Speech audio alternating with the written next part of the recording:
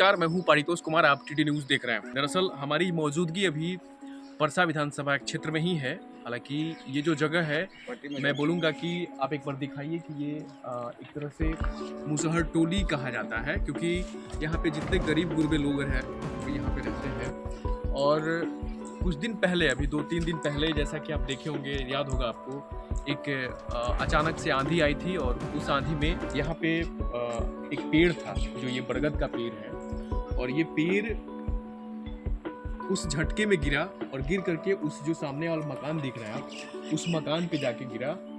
और वो मकान के सामने का जो हिस्सा है, मैं आपको दिखाना चाहूँगा, आप एक बार आके देखिए, सामने से तो समझ में आएगा कि ये मकान है। क्या नाम है आपका? भूखल राउत का ये मकान है। और इसके सामने से हालांकि ये जो सहन बनाया गया था, इसमें मुझे लगता है कि रहने के लिए और सुविधा जो होती है वो उस सुविधा के अनुसार ये लोग अपना काम करते होंगे। लेकिन इस पेड़ के वजह से, ये जो पेड़ गिरा है, इस पेड़ की वजह से हालांकि इनका बहुत ज़्यादा को नुकसान हुआ होगा कि नहीं हुआ होगा, हम इनसे बात करेंगे तो पता चलेगा, लेकिन नुकसान हुआ है। अब कागजी कार्रवाई में प्रशासनिक रूप से जो विभागीय जो मदद मिलना चाहिए वो कितना मिला है, हम इन सब चीज़ों के बारे में बातचीत करेंगे। भूखल जी, इधर आइए, आप आइए। तो क्या कैसे हुआ था बताइए। आइए, इधर आइए। पानी का पहला सब पानी यही में रहे सब।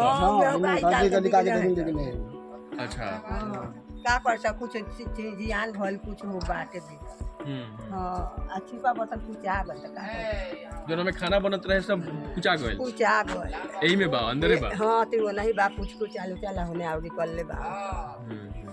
ये सामने वाला जो मकान है ये आप ही का है ना? हाँ, ये मकान इंदिरा आवास से बना है। हाँ। अच्छा, इंदिरा आवास से ये बना है। हाँ। उसके बाद आप ये वो सारा बनाए हुए थे अपना रहने के लिए। तब रहने का लिए 5 गो बेटा बेटी बा। ये करकट भी ऊपर वाला फूट गया, दिखाइए तो। हाँ, क्या ये वाला करकट भी ऊपर से पूरा फूट गया, ऊपर है सब खत्म है, वो भी पूरा फूट गया है। हालांकि एक गरीब को रहने के लिए जो जगह होना चाहिए पर्याप्त है, लेकिन वो उसी में अपनी व्यवस्था को बनाते हैं, उसी में अपनी सुविधा को बनाते हैं, और फिर भी उस सुविधा और उस व्यवस्था में भी खलल पड़ जाए प्रकृति के द्वारा या फिर किसी भी माध्यम के द्वारा, तो परेशानियां थोड़ा बढ़ जाती हैं।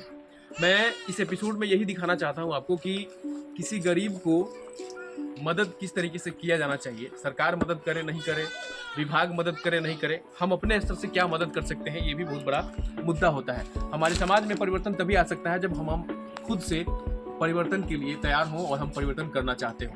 हालांकि ये जो जगह है वो मुसहर टोली है। एक एक घर देख के ऐसा लगता है कि बहुत संपन्न तो नहीं ही है, क्योंकि जिस तरीके की स्थिति है, जिस तरीके का एनवायरनमेंट है, जिस तरीके का लाइफ स्टाइल है, उससे ये समझ में आता है कि इन लोगों को काफ़ी दिक्कतें होती हैं। मैं अपडेट्स में कुछ रिपोर्ट्स में आपको बताऊंगा क्या कुछ हुआ है, क्या कुछ नहीं हुआ है। हमारे साथ सुभाष माझी जी भी जुड़े हुए हैं, हम इनसे जानेंगे कि आप इन लोगों के नेता हैं, आप इन लोगों के दुख दर्द में साथ रहते हैं, क्या क्या परेशानियां होती हैं, किस तरह की दिक्कतें आती हैं, उसमें आपका क्या भूमिका रहता है, आप क्या करते हैं, ये हमको बताइए। हम देहात प्रांतीय खेत मजदूरी यूनियन का जिला सचिव, लेकिन हम मजदूर का नेता है। मजदूर के हैसियत से इन लोग को हमेशा बार बार जो भी दुख मुसीबत आता है, बड़ बीमारी आता है, कलरा का होता है या कुछ भी होता है, हम इसमें मदद होते हैं। सरकार की जो योजना है, सरकार कहती है कि गरीब को 5 डिसमिल जमीन देंगे, लेकिन 75 वर्ष की आज़ादी के बाद भी ये गरीब को कहीं मिला नहीं। अगर मिला है तो लल्लू यादव के सरकार में जो जमीन दिया गया है उधर 1 एकड़ जो हमने दिवाया, उसके लिए मैं बीटी कोहरा में रहने वाले थे, वो जमीन जब दिवा दिए हम लोग मजदूर को, तो मेरा गांव से मार पीट के भगाने का काम किया गया। लेकिन मैं लाल झंडा आज तक मैं छोड़ा नहीं हूँ, फिर भी इस पट्टी मुजावना मुसहर के 32 से मैं जुड़ा हूँ और यहाँ पर मेरा मजदूर संगठन चलता है। हम ही भी मालिक जमींदार के माध्यम से इन लोग को घर को उजाड़ा जा रहा था। जब ये लोग हमको बोला कि मेरा घर उजाड़ा जा रहा है, तो मैं आया, फौरन आया सुनकर, और वो जमींदार से मैं बोला कि आप कब के जमींदार हैं? ये गरीबों के बीच में आपका पूर्वज ने बसाया हुआ है, ये पूर्वज कहा जाएगा। तो मैंने सीओ भी साहब के भी दरखास्त दिया गया और फार्म हम अपने बिहार प्रांतीय खेत मजदूर के नाम से फार्म भरा, और उसमें 35 आदमी के, जबकि पूरे मजदूर क्लास को दिया हूँ, लेकिन 35 आदमी को बना मैं अखिलेश एथी को अरे सीओ साहब को बोलते रहे कि ये गरीब को पर्चा बना दीजिए। ये बोले कि हाँ हो जा रहा है, लेकिन आज तक ही गरीब को पर्चा नहीं मिला। लेकिन अब ही जो हम लोग सोचे हैं कि इलेक्शन के दौरान आ गया, अब इलेक्शन भी हो गया, लेकिन सरकार जब केंद्र सरकार का जो भी बैठे, मैं उसके बाद सरकार से आवेदन विनती कर मजदूर को ले जाऊंगा। अभी चुनाव चल रहा था, हो सकता है इस कारण से भी विभागीय कार्रवाई में थोड़ी दिक्कत आई होगी। मुखल जी का जो हक है, जो नुकसान हुआ है बेचारे, वो उनकी वो पत्नी थी, वो बता रही थी कि बर्तन भी खाने वाला जो बर्तन है वो भी पचक गया है। जी जी। तो थोड़ा सा आप अपने हिसाब से लगिए और उसमें क्या दिक्कतें आ रही हैं वो आप बता सकते हैं। हाँ, तो आज तो मैं गया था सीओ साहब के पास कहने के लिए, लेकिन सीओ साहब मुलाकात नहीं हुए। लेकिन कल मैं सीओ साहब के भी जाएंगे, इन लोग को भी ले जाएंगे। पूरी तरह से हक की अगर बात की जाए तो सब पे समानांतर तरीके से अगर समभाव की बात करें तो सबको शायद कहीं ना कहीं दिक्कतें तो आती ही आती हैं और सबको उसका हक नहीं मिलता है। क्योंकि अगर सबको हक मिल जाता तो शायद बदलाव और परिवर्तन हो चुका होता। परेशानियां होती ही हैं। माझी जी एक बात बताइए, ये वाला पूरा बस्ती तो आप दिखा ही रहे हैं, ये वाला क्या नाम है? राम ये देखिए, मैं एक बार राम जी का ये ऐसी इस तरह के कहाँ मकान राम जी में किस तरह से परेशानी होती होगी। मुझे लगता है कि ये इतना डिफिकल्ट और इतना संघर्षमय जीवन, और जबकि सरकार की इतनी सारी योजनाएं फलीभूत हैं और पूरे भारत में चलाई जा रही हैं, फिर भी ऐसे लोगों के लिए कौन हमराह है और कौन क्या कुछ कर रहा है, ये भी एक विषय और सोचने का विषय है। हालांकि अब इस वीडियो में आप देखिए कि 2 पार्ट है। जैसा कि तस्वीरों में आप देख पा रहे होंगे, ये मकान में कोई कैसे रह पाता होगा, मुझे तो नहीं समझ में आता है। इधर इस जो चीज आप देख पा रहे हैं, अच्छा ये बताइए इंदिरा आवास पास नहीं के भैल, आधार कार्ड राशन कार्ड इधर बनल बा, आधार राशन मिलेला, राशन मिलेला, कितना मिलेला? 30 केजी, 3 किलो के चाय 3-4 किलो। कोई आदमी में मिलेला 100 आदमी में 3 किलो। ई सब रहुआ बच्चा होवन सा? अच्छा, ई केकर बच्चा बा? अच्छा, ये गांव में स्कूल बा कि नहीं बा?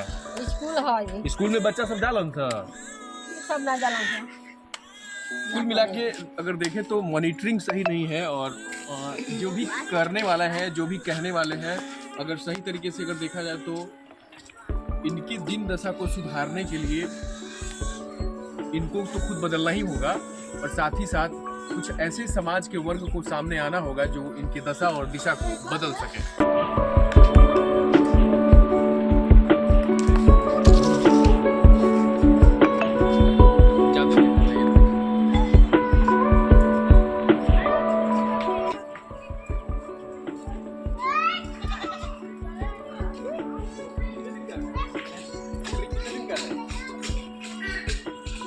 पत्ते नहीं के खाली चरावल, बस खाली चराते हैं, पता नहीं है कितना दिन का है। 10 को 12 को पोसले हवन। कितने दिन का बकरी है ये? हैं? कुछ पता नहीं है इनको। गरीबी के वीडियो बने था।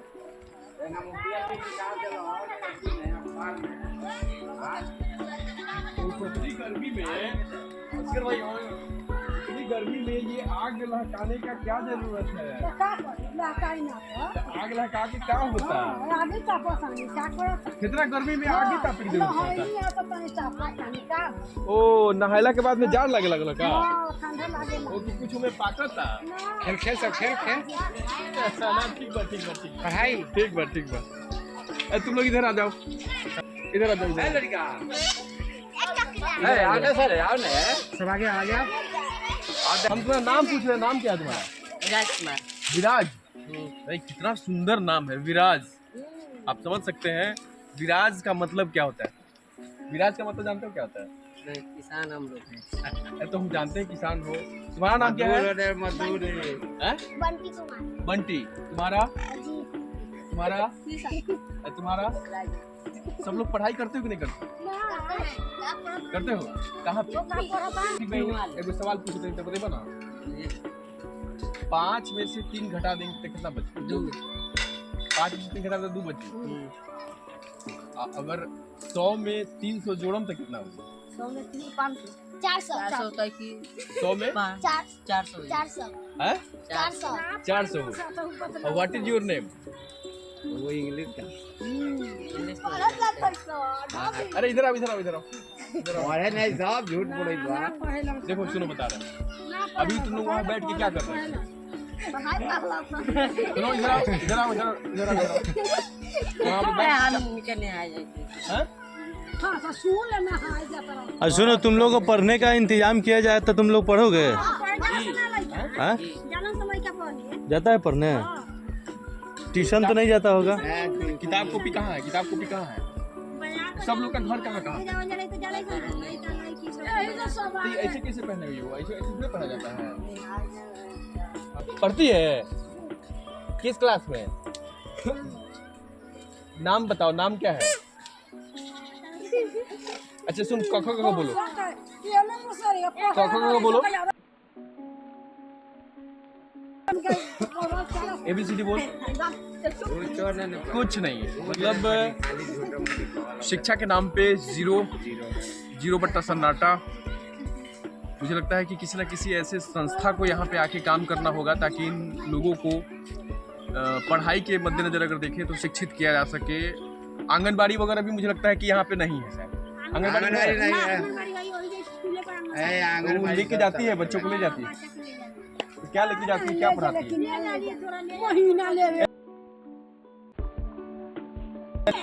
नहीं आता है।